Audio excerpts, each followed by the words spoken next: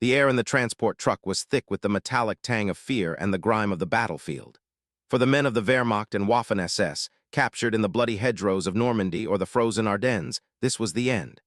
They were now prisoners of the Americans, a people their leaders had derided as a decadent, mongrel race incapable of true warfare. Their propaganda minister, Joseph Goebbels, had painted a grim picture of what capture would mean: torture, starvation, and execution. They huddled together, young faces aged by combat, bracing for the inevitable cruelty they had been taught to expect. The truck rumbled to a stop, the canvas flap was thrown back, and harsh sunlight flooded their dark world. An American guard, impossibly tall and well-fed, climbed in. He didn't carry a whip or a cudgel. Instead, he held a simple cardboard box. He reached in and began tossing small, brightly wrapped items to the prisoners. The Germans flinched, expecting rocks or worse. But what landed in their laps were bars of Hershey's chocolate and sticks of Wrigley's chewing gum. A stunned silence fell over the truck, broken only by the crinkling of wrappers. One young soldier, no older than 17, stared at the chocolate bar in his hand as if it were an alien artifact. He had not seen such a luxury in years. Back home, chocolate was a distant memory, a treasure reserved for the party elite. Chewing gum was something he'd only heard about in stories of pre-war decadence. Here, it was being handed out freely, casually, like ammunition. He looked at his comrades, seeing the same bewilderment reflected in their eyes. An older officer, a veteran of Stalingrad, slowly unwrapped a piece of gum, put it in his mouth, and began to chew. A strange, bitter laugh escaped his lips. It was a laugh that held no humor, only a dawning, terrifying understanding. This wasn't just candy. This was a message. It was the first quiet shot in a psychological war they had no idea they were about to lose. They thought they understood power. They were about to learn they understood nothing at all. To comprehend the depth of their shock, one must first understand the world they came from. The mind of the German soldier in 1944 was a fortress constructed brick by the Nazi propaganda machine. For over a decade, they had been immersed in an ideological echo chamber that celebrated their own racial purity and destiny while demonizing their enemies. They were the Übermenschen, the master race, destined to rule a continent. Their Führer, Adolf Hitler, was a messianic figure who had lifted Germany from the ashes of the Great War and the humiliation of Versailles. They believed with the fervor of religious conviction in their own inherent superiority. Their weapons were superior, their tactics were superior, and their will to fight was unbreakable. They had swept across Europe with lightning speed, conquering nations and humbling ancient empires. For years, victory was all they had known. This worldview was reinforced by a carefully curated stream of information. Goebbels' Ministry of Propaganda controlled every newspaper, every radio broadcast, every film. The news they received was a distorted reality, one where German armies were always victorious, where retreats were merely strategic shortenings of the line, and where the enemy was always on the verge of collapse. America, in this narrative, was a particularly pathetic foe. It was portrayed as a nation of gangsters, jazz musicians, and Jewish financiers, a chaotic melting pot of inferior races lacking the discipline and martial spirit of the German Volk. Its people were soft, its leaders were corrupt, and its army was a joke, a collection of unwilling conscripts who would break and run at the first sign of a real fight. They were told American industry was a fragile house of cards, propped up by lies and incapable of sustaining a prolonged war. The German soldier went into battle not just with a rifle, but with an unshakable belief in this manufactured truth. It was the bedrock of his morale. The contrast between this indoctrinated reality and the world they were about to encounter was a chasm too wide to comprehend. The German home front, by 1944, was a place of grim austerity. The nation was engaged in totaler Krieg, total war. Every ounce of resource, every calorie of food, every scrap of metal was funneled into the ravenous furnace of the war machine. Rationing was severe and had been for years. A typical civilian's diet was monotonous and meager. Dark, heavy bread often extended with sawdust, potatoes, cabbage, and an occasional sliver of meat. Luxuries like coffee, sugar, and real chocolate were ghosts of a forgotten past, replaced by ersatz substitutes made from acorns or chicory. Clothing was patched and repatched, leather shoes were a rarity, and gasoline for private cars was non-existent. The cities were hollowed-out husks, landscapes of rubble and ruin under the relentless pressure of Allied bombing. The nights were filled with the howl of air raid sirens and the percussive thunder of explosions. By day, the sky was often blotted out by the smoke of burning buildings. The German people had been conditioned to see this sacrifice as a noble and necessary part of their struggle for survival. They were told that their enemies were suffering even more, that the British were starving and the Americans were on the brink of economic collapse. They endured the hardship because they believed it was the price of ultimate victory. A soldier on leave would return from the front to a home that was cold, dark, and hungry. This was his normal. This was the reality of the mighty Third Reich, a nation straining every sinew, bleeding itself dry to fuel its conquests. It was a world of gray tones, of scarcity, and of perpetual, grinding sacrifice. This stark, monochrome existence was the only lens through which they could view the world. It was a lens that was about to be shattered. Their expectations of captivity were forged in the crucible of the Eastern Front.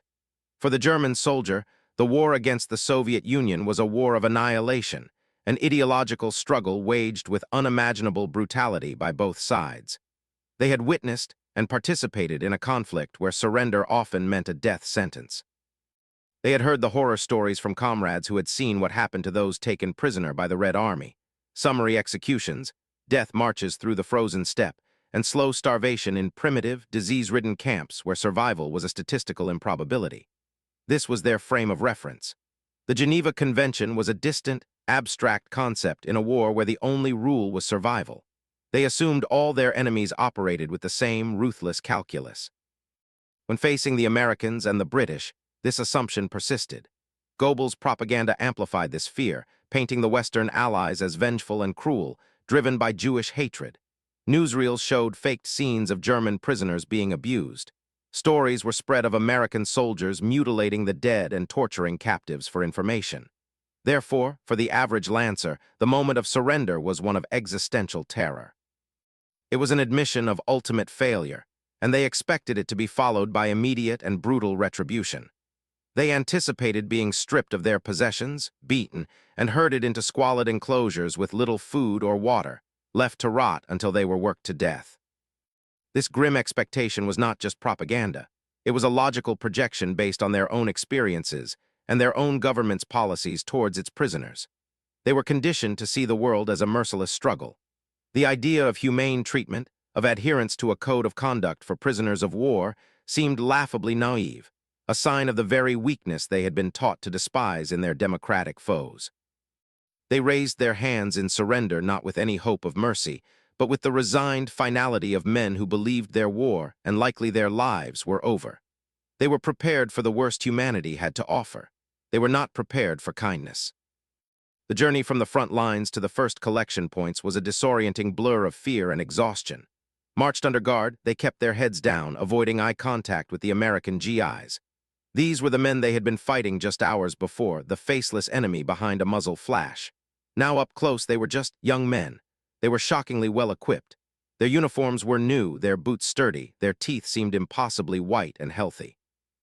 Unlike the German soldiers, who often looked gaunt and worn after years of campaigning and rationing, the Americans seemed to radiate an aura of health and vigor. It was unsettling. They didn't look like soldiers from a nation on the verge of collapse. They looked like they had just stepped out of a recruiting poster. As they were processed, the small shocks began to accumulate. They were systematically searched, but not brutally. Their personal effects, letters, photographs, were often inspected and then returned, a small act of decency that was profoundly confusing. Then came the first meal in American custody. They expected a crust of stale bread and some thin soup. Instead, they were handed K-rations. Inside the wax-coated box was a treasure trove they could scarcely believe. Canned meat, crackers, a powdered drink mix, cigarettes, and another piece of that impossible chocolate. It was more food and of a higher quality than many had seen in a single sitting for months. They watched as the American soldiers ate their own meals, casually opening cans of peaches, sausages, and buttered vegetables. The sheer variety and abundance was staggering. It wasn't just frontline rations, it was a feast. One German NCO, a hardened veteran of the African campaign, watched a young GI trade his unwanted can of Spam for a pack of Lucky Strike cigarettes. The casualness of the transaction, the idea of having so much that you could be picky, that you could barter away good food, was fundamentally alien. It was a form of wealth so profound it defied their understanding of a nation at war. This wasn't the behavior of an army stretched to its limits. This was the behavior of an army with no limits at all. The seeds of doubt, planted by that first piece of chewing gum, began to sprout in the fertile ground of their empty stomachs. The journey continued, this time by ship, across the vast expanse of the Atlantic. For most of these German soldiers, many of whom were farm boys or city dwellers who had never seen the ocean, the voyage itself was a revelation. But it was on the ships that the true, bewildering nature of their captors began to reveal itself. The POWs were housed below deck in conditions that, while crowded, were clean and safe. They were fed 3 times a day. And the food. The food was a relentless assault on their preconceived notions. There was white bread, soft and fluffy, a luxury not seen in Germany for nearly a decade. There was real butter, not the rendered lard or ersatz margarine they were used to. There was jam, meat, potatoes, and real coffee that filled the mess hall with an aroma of forgotten decadence. Many prisoners initially refused to eat, convinced the food was poisoned. It was the only logical explanation. Why would an enemy waste such precious resources on its captives? But as they watched the American guards eat the exact same meals, and as hunger gnawed at them, they began to cautiously partake. The first bite of soft white bread with real butter was a moment of pure, sensual shock. It was more than sustenance. It was a taste of a different world, a world they had been told did not exist. It was a world of plenty, a world that could afford to bake bread with bleached white flour and churn fresh butter, even in the midst of a global war, and then give it away to its enemies. One prisoner, a former baker's apprentice from Munich, reportedly broke down and wept after his first meal. He explained to a translator that his family's bakery hadn't been able to get white flour since 1937. They used a coarse, dark rye flour extended with potato starch. To see such bread, and to see it treated as a commonplace staple, was to understand something profound about the economic disparity between their nations. It wasn't a matter of military strategy or fighting spirit. It was a matter of simple, raw material. Germany was fighting a war of scarcity. America was fighting a war of astonishing, incomprehensible abundance, and the German soldiers were just beginning to taste the difference. It was a bitter lesson, served with a generous helping of butter and jam. Upon arrival in the United States, the prisoners were loaded onto trains for transport to camps scattered across the country, from the deep south of Mississippi to the plains of Texas and the farmlands of Wisconsin. The train journey itself was the next chapter in their re-education. In Germany, civilian train travel was a Spartan, uncomfortable affair, crippled by fuel shortages and the constant threat of air attack. The trains carrying these POWs, however, were unlike anything they had ever experienced. They were clean, well-maintained, and comfortable. But the true spectacle was not inside the train, but outside the window. As the locomotive chugged across the American heartland, the prisoners were treated to a moving picture of a nation not only untouched by war, but thriving in it. They rolled past endless fields of corn and wheat, cultivated by enormous gleaming tractors. They saw vast herds of cattle grazing peacefully. There were no bomb craters, no burned-out buildings, no columns of smoke on the horizon. The landscape was one of peace and productivity on a scale that dwarfed anything in Europe. Then they passed through the towns. The storefronts were brightly lit, filled with goods. The streets were crowded with automobiles, shiny, new-looking cars of every color, a stark contrast to the handful of wood-gas-powered military vehicles that still roamed the streets of Berlin. They saw civilians, men and women dressed in fashionable, colorful clothing. They saw children playing in lush green parks, laughing and carefree. There were no signs of rationing, no long queues for bread, no pervasive sense of fear or deprivation. It was as if the war was happening on another planet. A German officer, staring silently out the window for hours as the train crossed Ohio, finally turned to a fellow prisoner. "We have been lied to," he said, his voice barely a whisper. "Look at this. This country is not suffering. It is not even trying." It was a devastating realization. Their people were sacrificing everything, living in rubble, while the American people were living in a paradise of consumption. The propaganda had not just been a distortion, it had been a complete fabrication. The sheer, unblemished prosperity of the American landscape was a more potent weapon than any tank or bomber. It attacked the very foundation of their will to fight. The arrival at the POW camps brought yet another series of culture shocks. Instead of the brutal, squalid enclosures they had feared, they found well-constructed barracks, clean sanitation facilities, and organized administration. The camps were run according to the Geneva Convention, a code of conduct the Germans were beginning to realize the Americans took seriously. But it was the camp's post-exchange, the PX, that became a focal point of utter disbelief. Here, prisoners who worked on local farms or in non-war-related industries could use the small wages they earned to buy consumer goods. The shelves of the PX were a window into the soul of American capitalism, and for the Germans, it was an alien and bewitching sight. There were dozens of brands of cigarettes, Lucky Strike, Camel, Chesterfield. There were magazines filled with glossy photographs and advertisements for products they couldn't even imagine. There were candies, stationery, toiletries, and bottles of a strange, dark, bubbly liquid they had only heard whispers about, Coca-Cola. For a small price, they could purchase this legendary American elixir. The first taste was a revelation, sweet, fizzy, and utterly foreign. It was the flavor of a world away from ersatz coffee and chlorinated water. Drinking a cold Coca-Cola on a hot Texas afternoon became a ritual, a small act of participation in the American dream they were now unwillingly inhabiting. Beyond the PX, they were exposed to American culture through radios and films. The camp authorities would play American radio stations, flooding the barracks with the sounds of swing music, radio dramas, and news reports that were not filtered through a state propaganda ministry. They were shown Hollywood movies. They saw the glamour, the confidence, the casual wealth portrayed on screen. They saw a culture that was vibrant, diverse, and unapologetically commercial. For men raised in a rigid, militaristic society that prized conformity and sacrifice, this celebration of individualism and pleasure was both seductive and deeply unsettling. It was another front in the war for their minds. The PX wasn't just a store. It was a museum of American abundance. And every purchase, every sip of Coke, was an admission that their own system had failed to provide even the most basic of these small human pleasures. Among the many jarring sights of the American home front, few were as confounding to the German prisoners as the role of women. Nazi ideology had a clearly defined and rigidly enforced place for women, the domestic sphere. The ideal German woman was a mother and a homemaker. Her duty was to the kinder, Küche, Kirche, children, kitchen, church. Her primary role was to produce racially pure children for the Reich. While women did work in Germany, particularly as the war drained the male workforce, their presence in heavy industry was limited, and the propaganda always emphasized their femininity and domesticity first and foremost. The idea of women as a core component of the industrial war machine was largely foreign. Now, as they were sometimes transported to work on farms or in canneries, they saw the reality of America's secret weapon, Rosie the Riveter. They saw women by the thousands, dressed in overalls and bandanas, confidently operating heavy machinery. They were welders, riveters, mechanics, and assembly line workers. They drove trucks and operated cranes. They were not just participating in the war effort, they were the war effort. In the massive factories they glimpsed from their trains, the ones that ran 24 hours a day under brilliant electric lights, a significant portion of the workforce was female. This was a profound ideological shock.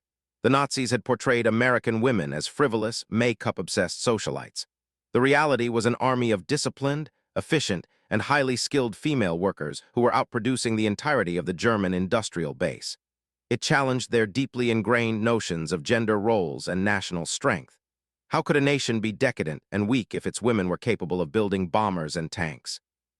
One German POW working alongside American women at a food processing plant in Minnesota wrote in a letter home, a letter which was, of course, read by American censors.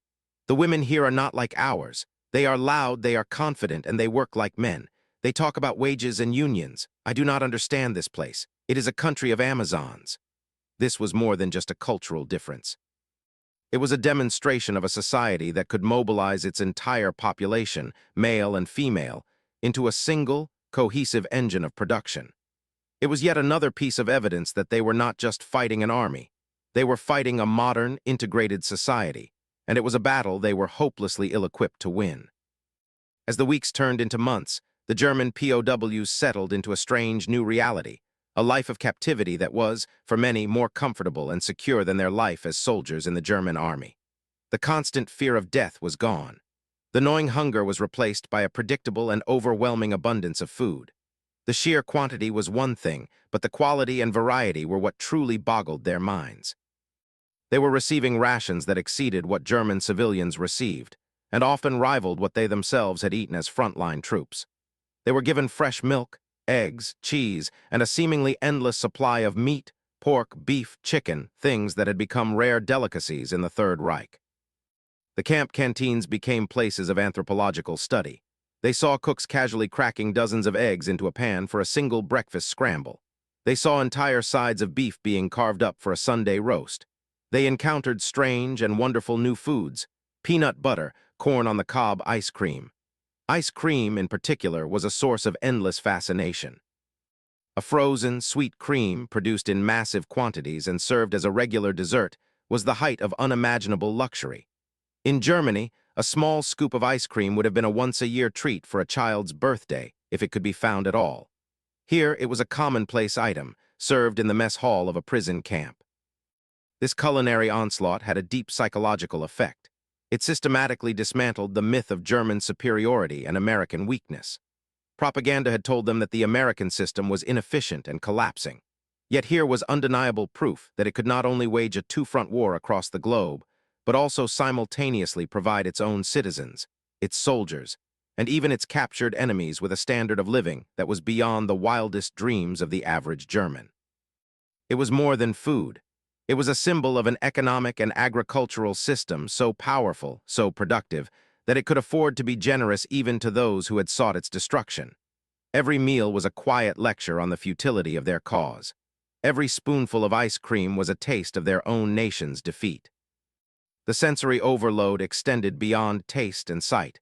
It infiltrated the camps through sound. The omnipresence of the radio was another piece of the American puzzle that the German prisoners struggled to assemble. In Nazi Germany, the radio was a tool of the state. The Volksempfänger, or People's Receiver, was a cheap, mass-produced radio designed with a limited range, specifically to receive local German stations broadcasting Goebbels' propaganda and to prevent citizens from listening to foreign broadcasts like the BBC. The airwaves were a tightly controlled space, a direct line from the party to the people. Music, news, and entertainment were all weapons in the ideological war. In the American POW camps, the radios were tuned to local civilian stations, and the airwaves were a chaotic, vibrant, and utterly free marketplace of sound. The prisoners were bombarded with a dizzying array of programming. There were soap operas, quiz shows, and boisterous advertisements for everything from cigarettes to cars to breakfast cereal. And then there was the music. They heard the swinging rhythms of Glenn Miller, the crooning of Frank Sinatra, the energetic pulse of Benny Goodman. This was the degenerate jazz and swing music that the Nazi regime had banned, decrying it as a product of black and Jewish culture. Yet here it was, the unabashed soundtrack of a nation, infectious and full of life. Listening to the radio, they learned about America in a way no propaganda could counteract. They heard news reports that were critical of the government. They heard commentators debating political issues. They heard advertisements that assumed a level of consumer spending power that was astronomical by German standards. The radio was a living testament to a society that was not only wealthy but also free.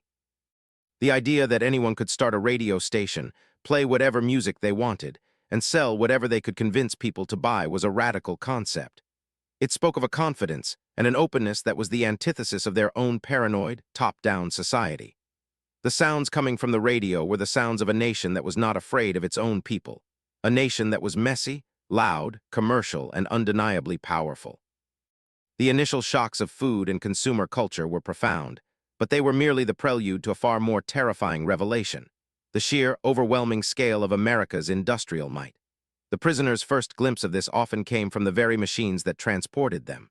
The endless convoys of trucks, Dodge, GMC, Ford, that ferried them from the ports were a hint. They were all of a similar design, rugged and powerful, and there seemed to be an infinite supply of them. But it was when they began to see the hardware of war that the true picture began to form. From their trains, they saw vast depots and rail yards stacked high with military equipment. They saw fields stretching to the horizon filled with brand-new Sherman tanks, thousands upon thousands of them, gleaming in the sun, waiting to be shipped overseas. In Germany, the production of a Tiger or Panther tank was a major industrial achievement. Each one was a handcrafted marvel of engineering, but they were produced in painstakingly small numbers. The Germans revered quality over quantity. The Americans, it seemed, had achieved both. The Sherman tank might not have been a match for a Tiger one-on-one, but the Americans weren't building them one-on-one. They were building them by the tens of thousands. They were swamping the German war machine with a tidal wave of steel. One German panzer officer, a decorated veteran of Kursk, watched a freight train pass by, its flat cars loaded with Sherman tanks. He counted over 100 on that single train. He later remarked to a camp official, "I knew then that we were lost. You do not fight a nation that builds tanks on an assembly line like sausages. This feeling was amplified by the sky. Day and night, they would hear the roar of engines and look up to see formations of aircraft, B-17 flying fortresses, B-24 Liberators, P-51 Mustangs, flying overhead. They weren't flying in small squadrons. They were flying in vast aerial armadas, sometimes stretching from horizon to horizon. These were the planes that were systematically turning German cities into rubble. From their safe vantage point in the American heartland, the POWs could finally grasp the source of this power. The planes were coming from colossal factories that ran non-stop, factories larger than any they had ever seen. The realization was sickening. Germany was like a master craftsman in a sword fight with a factory. The craftsman might have the finer blade, but the factory could produce 1,000,000 cheap swords, and it would simply overwhelm him by sheer brute force mass. If the sight of endless tanks and planes was a shock to the system, the experience of American medical care was a shock to the soul.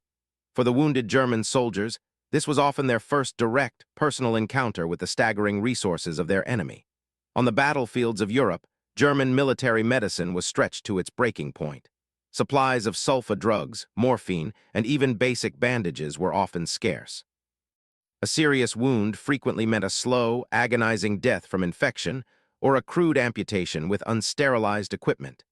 Medics performed triage with a brutal calculus, focusing only on those with the best chances of survival. When a wounded German was captured, he expected at best to be left to die or, at worst, to be finished off. Instead, he was taken to an American field hospital that was better equipped than many permanent hospitals back in Germany. He was treated by well-rested, highly trained doctors and nurses. Wounds were cleaned, shrapnel was surgically removed, and he was given drugs that seemed like magic. Penicillin, the new wonder drug, was being mass-produced in the United States and was readily available. To the German soldiers, who were still primarily relying on older sulfa drugs, penicillin's ability to stop infection in its tracks was nothing short of a miracle. In the POW hospitals in the United States, this level of care was even more pronounced. They received dental work, corrective surgeries, and even psychological care. Prosthetics were custom-fitted for amputees. Nutritionists planned meals to help them regain strength.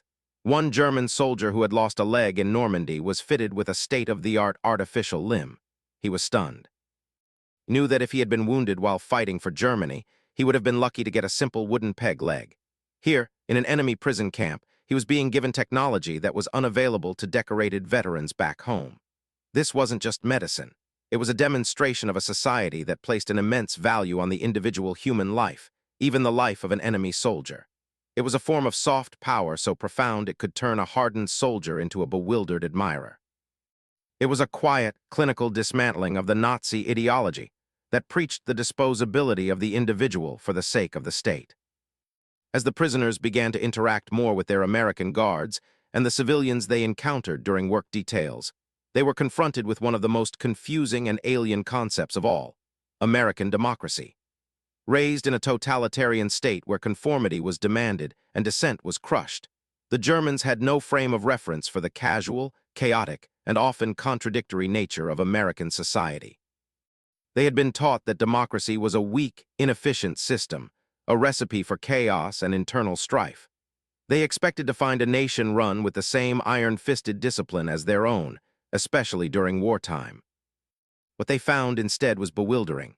They would listen to American guards openly complaining about their commanding officers or making jokes about the president, Franklin D. Roosevelt. Such an act in the German army would have resulted in a court-martial or worse. It was treason. Here, it was just idle chatter. They read local newspapers, provided in some camps, and were stunned to see articles that were critical of the government's war strategy or of local politicians. The idea of a free press, one that could openly challenge the state, was completely foreign. Their press was a mouthpiece for the party, and its purpose was to enforce unity, not to encourage debate. Some prisoners, particularly officers, were invited to attend local town hall meetings or observe civic groups. They saw ordinary citizens standing up and arguing passionately about local issues. They saw different political parties, Democrats and Republicans, vying for power, openly criticizing each other, and then accepting the results of an election. It all seemed so incredibly inefficient and messy. And yet, it worked. This chaotic system had somehow produced the most powerful industrial machine and the most well-equipped army on the planet. It was a paradox that gnawed at them. How could a nation that seemed so divided, so lacking in central authority, be so powerful? The answer was unsettling. Perhaps strength didn't come from forcing everyone to think the same thing.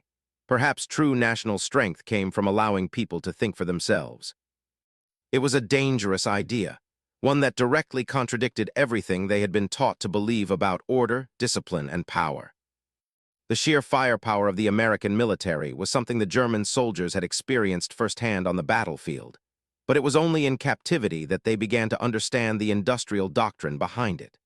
The German military ethos was rooted in the concept of the highly skilled professional soldier, the Kämpfer, who could overcome numerical inferiority through superior training, tactics, and elan. Their philosophy was to make every shot count, to conserve resources, and to rely on the quality of their men and machines. The American approach, they were now realizing, was fundamentally different. It was a philosophy of overwhelming, almost wasteful material superiority. They heard stories from newly arrived prisoners about the American artillery.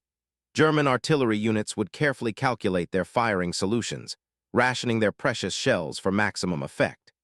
American artillery, by contrast, would simply obliterate a designated grid square on a map, firing hundreds or even thousands of shells to destroy a single suspected machine gun nest.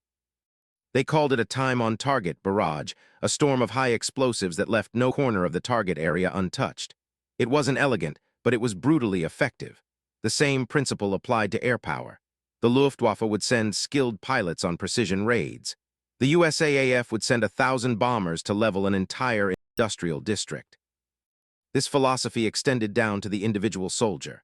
The American GI was equipped with the M1 Garand rifle, a semi-automatic weapon that allowed him to fire 8 rounds as fast as he could pull the trigger. The German soldier carried a bolt-action rifle, the Kar 98K, a fine weapon, but one that required him to manually cycle the bolt after every single shot. The Americans had prioritized rate of fire over precision marksmanship and ammunition conservation. They could afford to. They had factories churning out ammunition by the billion. A German general interned in a camp for high-ranking officers summed it up perfectly after a discussion with an American colonel. "You do not understand," he told his fellow prisoners. "For you, war is a matter of skill and bravery. For them, it is a matter of production. It is a logistical problem to be solved, and they are very, very good at solving problems." As the war in Europe ground on towards its inevitable conclusion, a new wave of German prisoners began to arrive in the American camps. These were not the confident soldiers of the Afrika Korps or the early Normandy campaign. These were the last dregs of the German war machine, young boys from the Hitler Youth and old men from the Volkssturm, the People's Militia. Their arrival sent a shockwave through the established POW communities. The veteran prisoners, who had by now been in America for months or even years, had grown accustomed to a certain standard of living. They were relatively healthy, well-fed, and had come to terms, in their own ways, with the reality of American power. The new arrivals were a horrifying mirror, reflecting the state of their homeland. They were skeletal, their faces gaunt with hunger, their bodies ravaged by malnutrition and disease. Their uniforms were tattered rags, their equipment a pathetic mix of outdated rifles and makeshift weapons. They looked years older than their actual age, their eyes hollow with the trauma of a collapsing front. They were the physical embodiment of a nation that was being bled to death. The veteran prisoners looked at these boys and old men, and for the first time they saw not just a defeated army, but a defeated people. The new prisoners could not comprehend the world they had entered. They would hoard bread in their pockets, convinced the supply would be cut off at any moment. They would stare at the full plates of food in the mess hall with a mixture of disbelief and suspicion. They told stories of the home front that made the veteran prisoners' blood run cold. They spoke of cities that no longer existed, of entire populations living in cellars, of a complete breakdown of civil society. They spoke of the Allied armies advancing from the west and the terrifying, vengeful Red Army advancing from the east. Their stories painted a picture of a German apocalypse, a Götterdämmerung of fire and starvation. For the prisoners who had been insulated in the bubble of American abundance, this was a brutal dose of reality. The abstract knowledge of defeat became a visceral, emotional certainty. They were the lucky ones. Their country was dying. The psychological impact of this cumulative evidence, the food, the industry, the healthy civilians, the hollowed-out new prisoners, was immense. It began a slow, corrosive process in the minds of the German POWs, a dismantling of their entire belief system. The core of Nazi ideology was the concept of the master race. They were superior beings, destined to triumph over the decadent, racially impure nations that surrounded them. This belief had sustained them through years of hardship and brutal warfare. But everything they were now witnessing contradicted this fundamental premise. How could a superior race be starving while an inferior one feasted? How could a nation of legendary warriors be so thoroughly overwhelmed by an army of shopkeepers and gangsters? The comparisons to their own ruined country were inescapable and devastating. From their trains, they saw intact bridges, fully operational factories, and brightly lit cities. They knew that at that very moment, every major bridge in Germany was being bombed, every factory was a target, and every city was plunged into a blackout every single night. They saw American civilians driving their cars to the grocery store to buy food. They knew that in Germany, civilians were hiding in air raid shelters, and what little food there was had to be queued for with ration cards. They saw American children playing baseball in a park. They knew that German children of the same age were being handed anti-tank weapons and sent to die on the front lines. This stark contrast created a profound cognitive dissonance. Their leaders had promised them glory and a 1,000-year Reich. The reality they were now confronting was that their leaders had led them to ruin, while the nation they were supposed to despise had built a paradise of power and plenty. The psychological defenses began to crumble. The arrogance and sense of superiority were replaced by a gnawing sense of confusion, then bitterness, and finally, for many, a deep and abiding despair. They had been so certain of their cause, so sure of their strength, and they had been catastrophically, utterly wrong. The realization was not a single event, but a slow, creeping sickness of the soul. This growing despair often manifested as a strange obsession with the symbols of American industrial power. The POWs would spend hours watching the freight trains that passed by their camps, meticulously counting the cars and knotting their cargo. They would collect and trade American magazines like Life and the Saturday Evening Post, not just for the pictures of movie stars, but for the advertisements. The ads were a source of endless fascination and torment. They were windows into a world of consumer desire that was beyond their comprehension. Advertisements for cars with powerful V8 engines, for refrigerators that made their own ice, for washing machines, for vacuum cleaners, for 1,000 different gadgets designed to make life easier and more pleasant. In Germany, industry was synonymous with Krupp steelworks and Messerschmitt factories, engines of war. In America, industry also meant General Electric, Ford, and Coca-Cola, engines of comfort and convenience. This was a crucial distinction. It suggested that the American war machine was not even the primary focus of its industrial base. It was merely a byproduct. The real focus was on producing a high standard of living for its people. The war effort, as massive as it was, seemed to be something America was doing in its spare time with its left hand, while its right hand was busy building a consumer utopia. This understanding was the turning point for many prisoners. The war was not a struggle between two competing armies, but between two fundamentally different systems. Germany's system, all its efficiency, was a brittle, structure that demanded total sacrifice from people for the benefit of the state. America's system, and as it seemed, was a dynamic engine of production that served the desires of its individual citizens.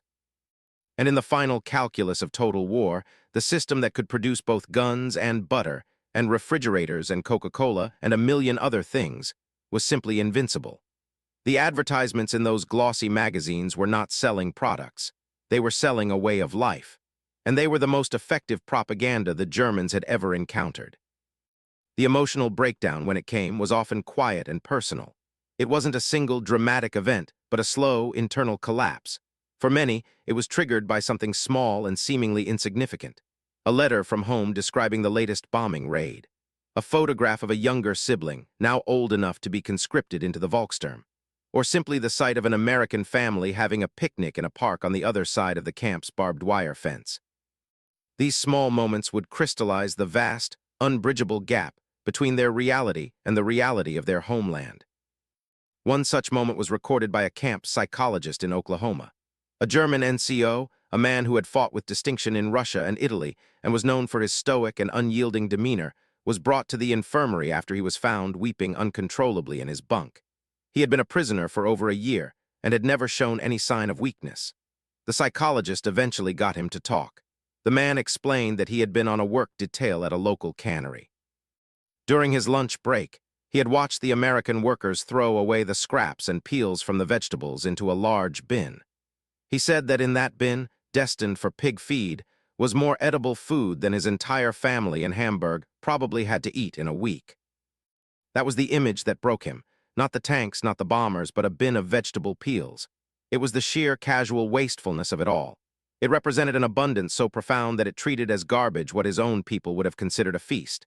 In that moment, the entire edifice of his belief in his country, his leaders, and his own sacrifice crumbled into dust. He wasn't just a prisoner of war, he was a citizen of a failed state, a believer in a bankrupt ideology. He wept for his family, for his country, and for the utter tragic pointlessness of his own struggle. His story was not unique. Across the country, in camps from Arizona to Arkansas, thousands of German soldiers were coming to the same heartbreaking conclusion, each in their own way, each triggered by their own bin of vegetable peels. The comparison between their former lives as soldiers of the Reich and their current lives as prisoners in America became a constant source of bitter reflection. As soldiers, they had been masters of Europe, but they had lived lives of extreme hardship. They recalled the biting cold of the Russian winter, the frostbite that claimed fingers and toes, the gnawing hunger that was a constant companion. They remembered huddling in frozen foxholes, their thin wool greatcoats offering little protection against the elements. They remembered the lice, the dysentery, the constant, grinding fatigue of endless marches and battles. They had been taught to endure this suffering as a mark of their strength and superiority. Now, as prisoners, they lived in heated barracks. They slept on cots with mattresses and blankets. They were given 3 warm meals a day. They had access to hot showers and proper sanitation. Their uniforms were washed. If they got sick, a doctor would see them. Their lives were governed by a predictable routine, free from the arbitrary terror of artillery barrages and airstrikes. By any objective measure, their quality of life had improved dramatically since the moment of their capture. They were safer, healthier, and better fed as prisoners of the enemy than they had been as soldiers of their own fatherland. This inversion of reality was deeply shameful and disorienting. They were supposed to be the Herrenfolk, the master race. Yet their captors, the decadent Americans, were providing them with a standard of care that their own glorious Reich could not or would not provide for its own soldiers. It led to a dark, cynical humor in the camps.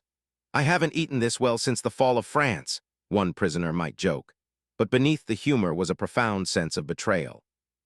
They had given everything for Germany, their youth, their health, their innocence. And what had Germany given them in return? Hunger, frostbite, and a meaningless death.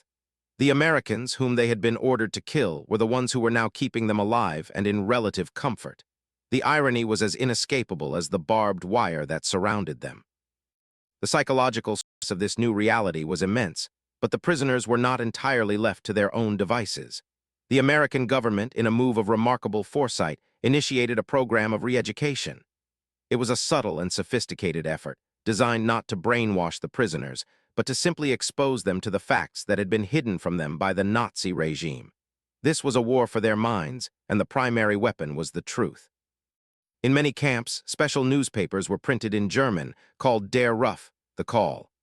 The paper was written and edited by German intellectuals and writers who had fled the Nazis, and it offered a non-Nazi perspective on world events, German history, and culture.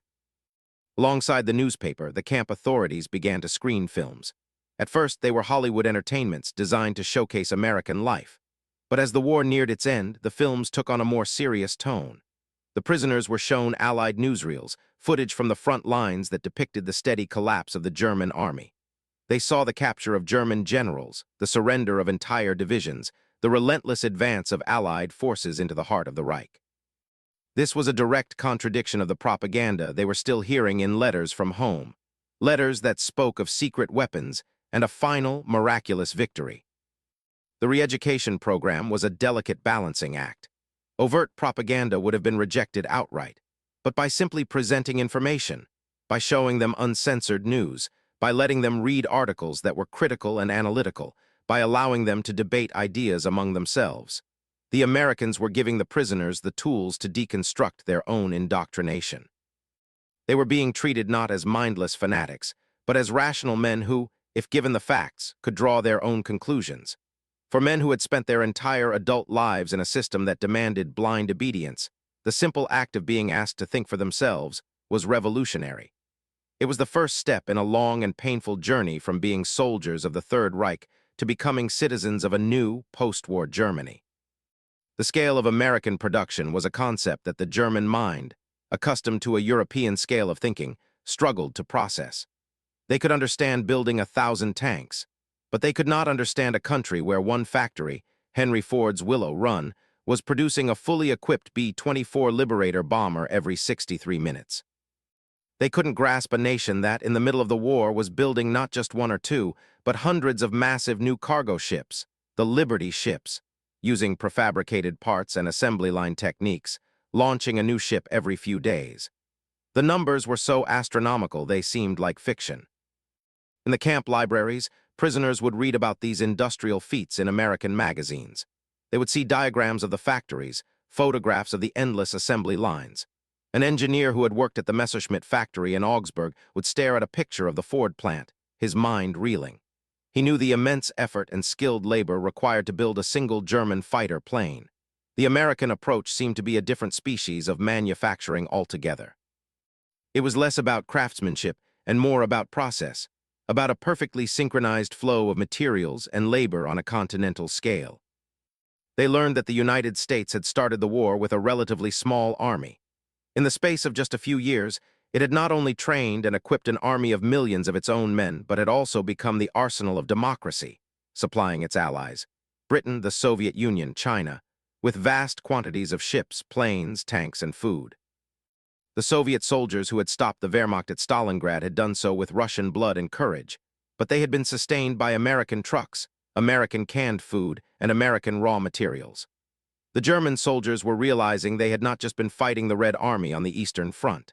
They had been fighting the assembly lines of Detroit, the steel mills of Pittsburgh, and the wheat fields of Kansas, all at the same time. The war had been won not on the battlefields of Europe, but in the factories and farms of a nation half a world away. As 1945 dawned, the news from home grew progressively worse. The Allied armies were crossing the Rhine. The Red Army was closing in on Berlin from the east. The letters from family members, if they came at all, were filled with a desperate, fearful tone. They spoke of constant air raids, of a lack of food, of cities ceasing to exist.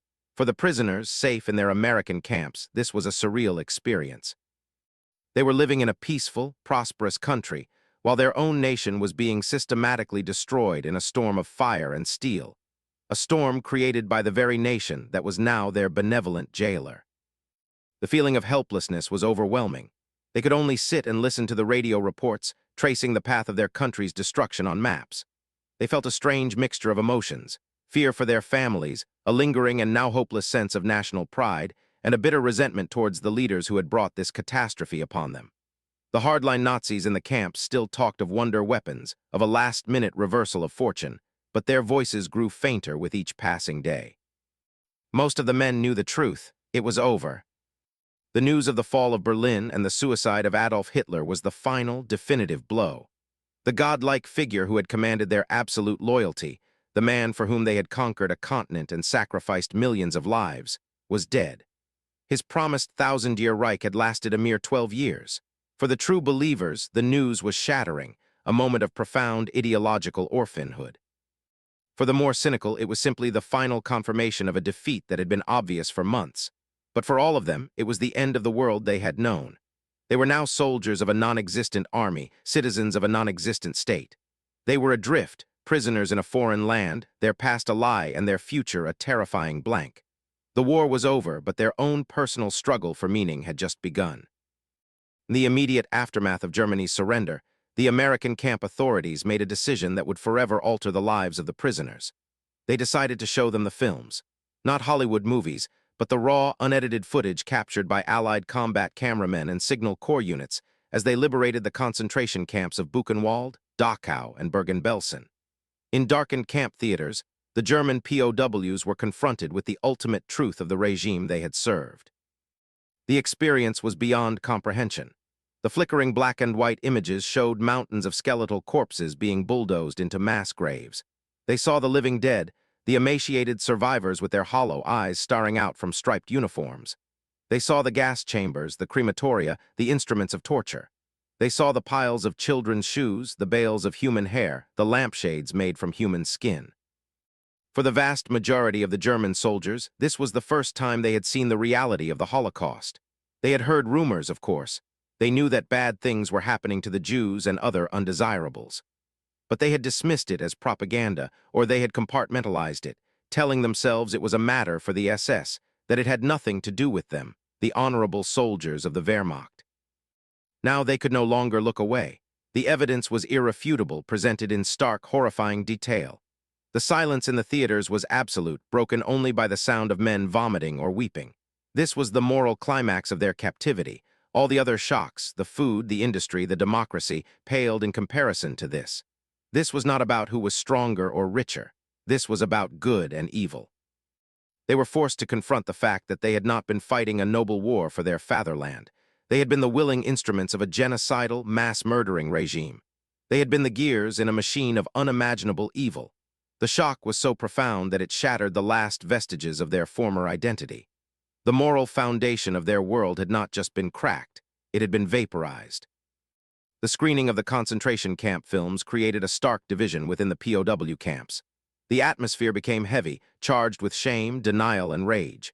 For a significant number of the prisoners, the films were a catalyst for a complete and total moral reckoning.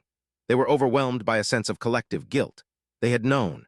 They had not known the full scale, perhaps, but they had seen the roundups, they had enforced the anti-Jewish laws, they had heard the stories. Their crime was not just in what they had done, but in what they had allowed to be done in their name. These men became staunchly and vocally anti-Nazi. They participated eagerly in the re-education programs, desperate to understand how their country could have fallen into such a pit of barbarism. But for another faction, the denial was absolute. These were the hardcore ideologues, the true believers for whom the Nazi worldview was the only possible reality. They declared the films to be fakes, elaborate forgeries created by Jewish propagandists in Hollywood. They insisted it was a trick, a lie designed to demoralize them and justify the Allies' own war crimes, like the bombing of Dresden. They clung to their ideology with the ferocity of drowning men clinging to a piece of wreckage. To admit the truth of the films would be to admit that their entire lives, their sacrifices, and the deaths of their comrades had been in service of an abomination. The psychological cost of such an admission was simply too high. This created a tense and often violent schism within the camps. Fights broke out between the anti-Nazi faction and the die-hard loyalists. Secret camp courts were held by the Nazi fanatics to pass judgment on the traitors who had accepted the Allied version of the truth. In some camps, men were beaten, and in a few rare instances, even murdered by their fellow prisoners for denouncing Hitler. The American camp commanders had to intervene, separating the factions into different compounds to maintain order. The war in Europe was over, but a bitter civil war was now being fought with fists and whispered threats in the heart of America, a war for the soul of the defeated German soldier. For the men who accepted the horrifying truth, the world became a moral wasteland. Their entire sense of self was built on the identity of being a German soldier. It was an identity that carried with it a sense of pride, honor, and duty. They had believed they were fighting to protect their homeland from the threat of Bolshevism and to restore Germany to its rightful place in the world. Now, that identity was poisoned. The uniform they had worn with pride was now a symbol of genocide. The Iron Cross they had earned for bravery now felt like a medal for participation in mass murder. They wrestled with agonizing questions. How could they have been so blind? How could a nation that produced Beethoven, Goethe, and Schiller also produce Auschwitz? They re-examined every memory, every order they had followed, every belief they had held, searching for the point where they had gone wrong. The sense of personal and national shame was a crushing weight. They felt tainted, irredeemable. Many fell into a deep depression, overcome by a sense of nihilism and despair. If everything they had believed in was a monstrous lie, then what was the point of anything? This moral collapse was, in many ways, the final victory of the Allied war effort. It was a victory more complete than any battlefield triumph. It was the deconstruction of an ideology at the most fundamental, personal level. The Americans had not just defeated the German army, they had demonstrated the bankruptcy of the entire Nazi project. They had achieved this not primarily through force of arms, but through a relentless campaign of truth, embodied by everything from a stick of chewing gum to a reel of film from a liberated death camp. The prisoners were left with a terrible void. Their old world was gone, and they had not yet found the language or the moral framework to build a new one. They were defeated not just in body, but in spirit. The final months of their captivity were a period of quiet, somber transition. With the war over and the truth revealed, the re-education programs took on a new urgency. The focus shifted from wartime information to post-war reconstruction. The prisoners attended classes on democratic principles, federalism, and the rule of law. They were taught about the plans for the denazification and rebuilding of Germany. They were being prepared, in essence, to become the foundation of a new, democratic German state. For many, this was a lifeline. It offered a path out of the nihilistic despair that had consumed them. It gave them a new purpose, to return to their ruined homeland and ensure that such a catastrophe could never happen again. They became eager students, devouring the books and lectures provided to them. They formed discussion groups, debating the structure of a future German constitution and the mechanisms needed to safeguard it from the rise of another dictator. These men, who had once been indoctrinated to believe in the Führer principle of absolute authority, were now learning the virtues of checks and balances, free speech, and political pluralism. The American authorities identified the most promising of these graduates and began to groom them for leadership roles. They were the men who, upon their return to Germany, would be entrusted with positions in local government, in the police force, in the unions. They were the seeds of a new Germany, cultivated in the unlikely soil of American POW camps. It was a remarkable and audacious experiment in nation-building, an attempt to transform the soldiers of a totalitarian regime into the citizens of a free republic. Not every prisoner embraced this opportunity, but enough did to create a powerful current of change that would have a profound impact on the future of their country. The journey home was the reverse of the one that had brought them to America, but they were not the same men who had made the original voyage. They were returning to a country they barely recognized, a landscape of ruins under the control of foreign armies. They carried with them not just their meager personal belongings, but a heavy cargo of knowledge and experience that would be met with a mixture of disbelief, resentment, and hope. They were the unwilling messengers, the bearers of an inconvenient truth. When they were reunited with their families and communities, they tried to explain what they had seen. They spoke of the endless American factories, the well-stocked grocery stores, the cars, the freedom. They tried to describe the scale of a power that their countrymen could not possibly imagine. But their stories were often met with suspicion. How could this be true? Had they been brainwashed by the enemy? Some were accused of being collaborators, of betraying their comrades.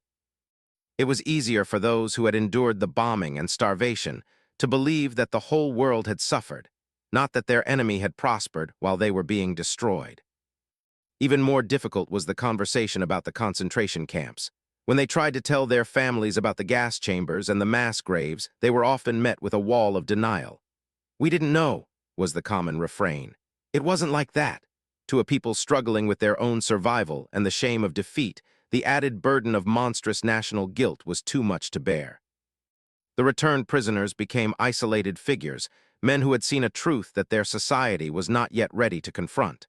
They had seen the enemy up close and discovered that the real enemy was the one they had been following all along. This knowledge set them apart, and it would be many years before Germany as a whole was ready to listen to what they had to say. The ultimate climax of their journey was not a single event, but the slow, dawning realization of America's undefeatable nature. It was a conclusion reached not through a single argument, but through the overwhelming weight of accumulated evidence.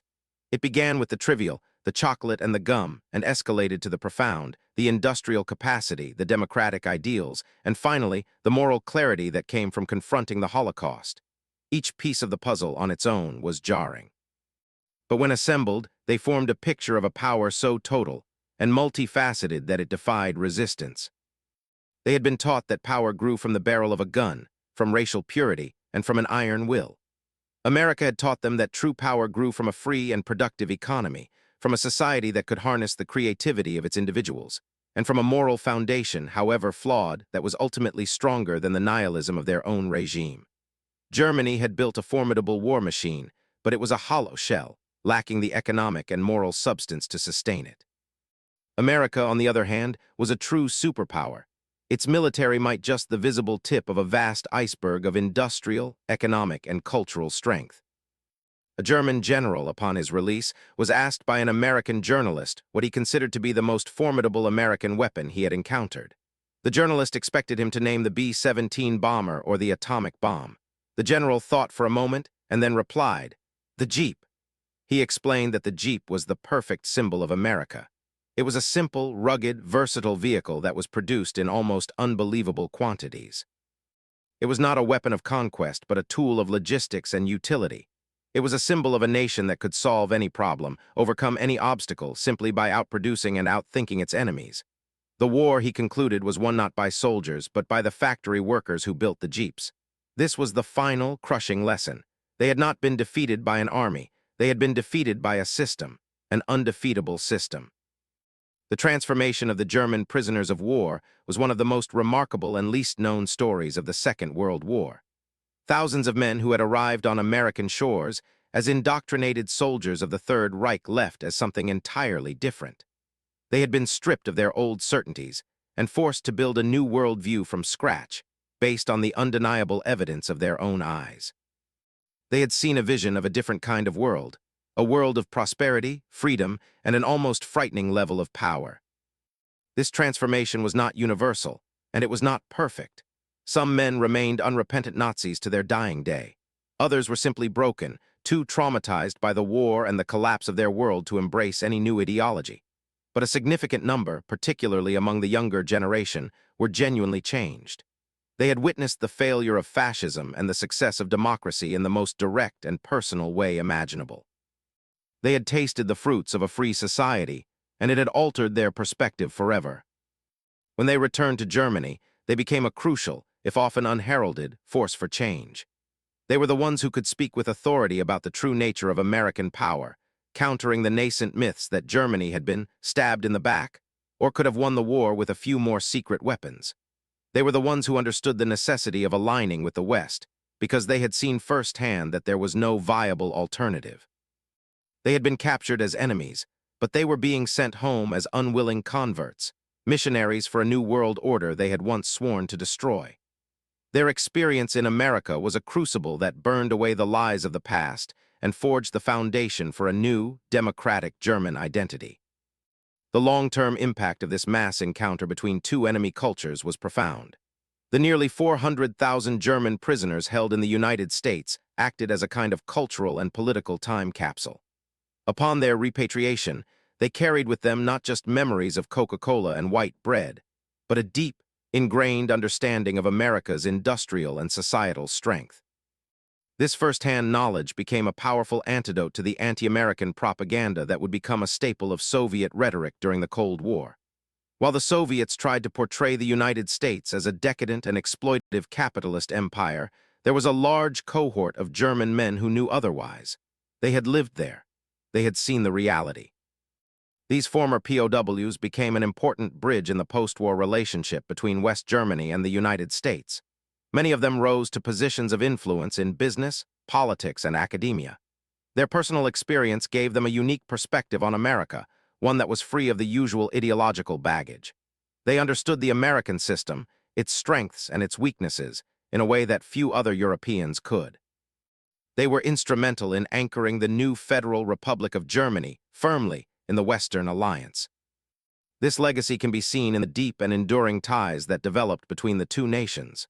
The experience created a generation of Germans who, despite having fought against the United States, held a certain respect and even affection for the country. They were the first to embrace American investment, American culture, and American political ideals in the post-war era. The seeds of the Marshall Plan and the NATO alliance fell on fertile ground that had been prepared, in part, by the experiences of hundreds of thousands of prisoners, who had learned their most important lessons about democracy and power while behind the barbed wire of a POW camp in the American heartland. The story of the German POWs in America is ultimately a story of contrasts. It is the contrast between the ideology of scarcity and the reality of abundance. It is the contrast between a closed, totalitarian society and an open, democratic one. It is the contrast between a worldview based on racial superiority and the humbling experience of being utterly overwhelmed by a mongrel nation. The German soldiers arrived expecting to find a weak and divided country. They found a unified, confident, and astonishingly productive society, that was capable of waging a global war without asking its own citizens to give up even the smallest of luxuries. This experience forces us to reconsider the nature of power. The Nazis believed power was about will, about discipline, about the purity of blood. They built one of the most formidable fighting forces in history based on this belief. But they were defeated by a different kind of power, a softer, more pervasive power. It was the power of the American farmer, the American factory worker, the American engineer, and the American advertiser. It was the power of a system that could produce so much that it could afford to be generous, even to its enemies. It was the power of a culture so confident that it was not afraid of dissent or debate. The war was not just a clash of armies, it was a clash of systems, and the German prisoners were the unwilling witnesses to the triumph of one system over the other. Their journey from arrogance to despair to a grudging respect is a testament to the fact that the most powerful weapons in a nation's arsenal are not always its tanks and bombers, but its values, its productivity, and its ability to offer a better life to its people. The American victory in World War II was not just a military victory. It was a victory of a way of life. Looking back, the image of a battle-hardened German soldier staring in disbelief at a bar of chocolate becomes a powerful symbol. That small, sweet object represented everything his own system could not provide. It was a token of an industrial capacity that could produce both weapons of war and trivial pleasures in limitless quantities. It was a hint of a society where the needs and wants of the individual were not just an afterthought, but the driving force of the entire economy. It was the leading edge of a wave of revelations that would wash over the German prisoners, eroding their certainties and forcing them to confront the lies upon which their world was built. The story serves as a profound lesson in the power of soft power long before the term was coined. The humane treatment, the abundant food, the access to information, these were not just acts of decency, they were strategic weapons. They systematically dismantled the enemy's morale and ideology more effectively than any artillery barrage. They demonstrated the strength and confidence of the American system in a way that was undeniable. By treating their prisoners with a degree of respect and humanity, the Americans not only adhered to their own values, but also won a crucial victory in the war of ideas. This chapter of World War II is a reminder that the true strength of a nation is not measured solely by its military might, but by the resilience of its institutions, the productivity of its people, and the power of its ideals. The German soldiers came to America as conquerors in their own minds. They left as witnesses to a power so vast it had rendered their entire worldview obsolete. The war had been fought to defeat fascism, but for these men, the experience of captivity achieved something more profound. It showed them a viable and compelling alternative. In the final analysis, the story that began with a piece of chewing gum culminates in a fundamental reevaluation of what it means to win a war. The German POWs were not just defeated on the battlefield.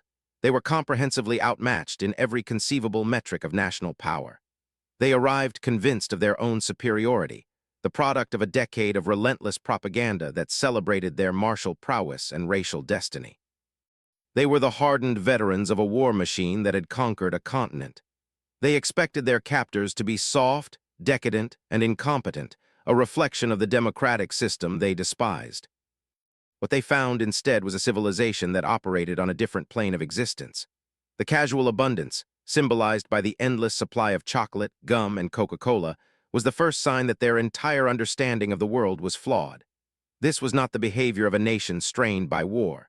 It was the sign of a continental economy so powerful that the greatest conflict in human history was a manageable, if monumental, industrial problem to be solved. The food, the cars, the factories, the radios, the sheer unbothered prosperity of the American home front.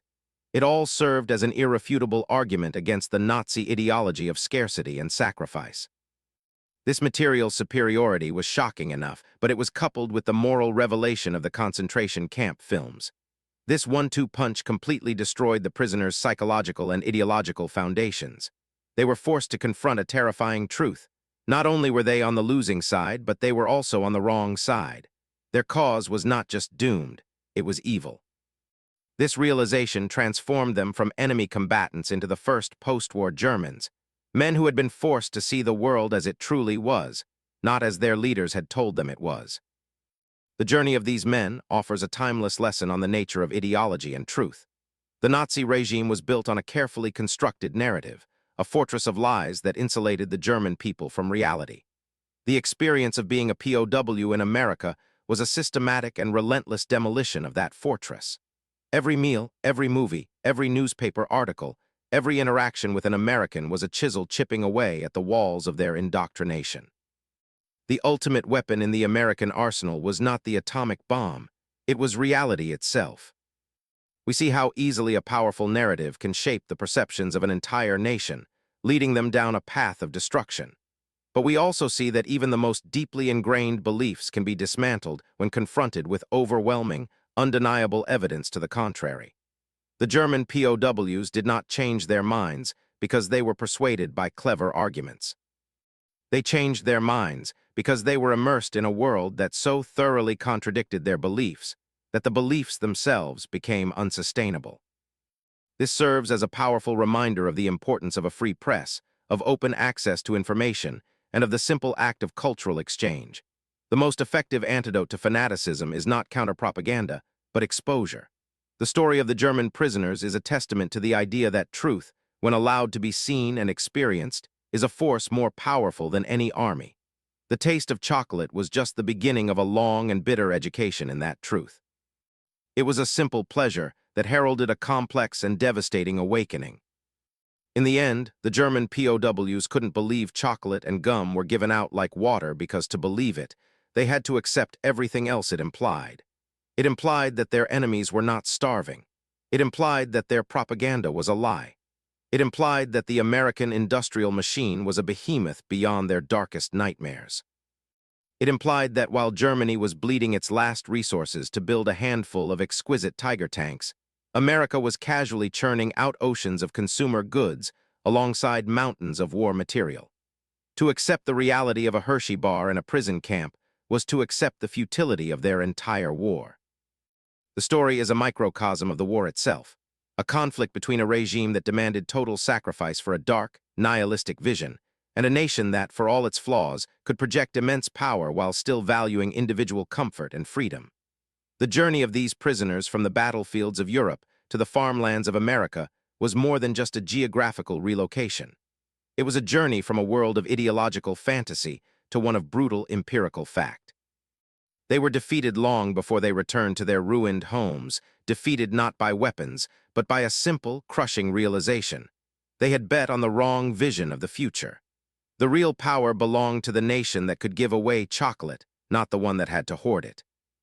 For more untold stories that reveal the hidden psychological and industrial battles of World War II, be sure to subscribe and join our community of history enthusiasts.